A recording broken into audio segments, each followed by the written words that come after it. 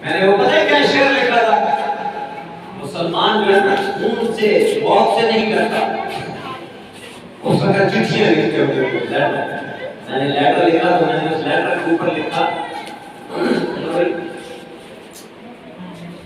हमें दुनिया से क्या मतलब।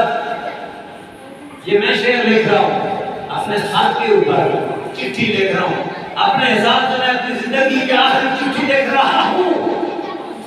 2002 है, अब 2022 है। मैं 2002 की बात कर रहा हूँ, कारगिल की जंग की। सियालकोट बॉर्डर है, बॉर्डर पे मैं बैठा हुआ हूँ और मैं घर अपनी आखिरी चिट्ठी लिख रहा हूँ। शौक़े शहादत है कि अल्लाह पाक शहादत नसीब फरमाए। बोलो हम सबको आमीन।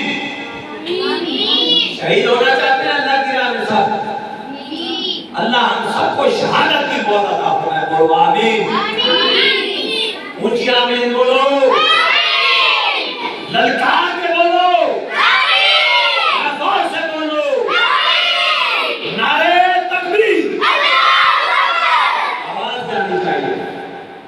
2002 है, सियालकोट का बॉर्डर है। मैंने लिखा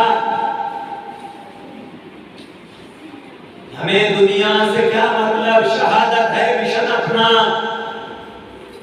हमें दुनिया से क्या मतलब, शहादत है मिशन अपना। सहरा में दफन होंगे, वर्दी है कफन अपना। और हकीकत माने यही हमारा जज्बा था। और तुम किस कौम से लड़ने के लिए आते हो?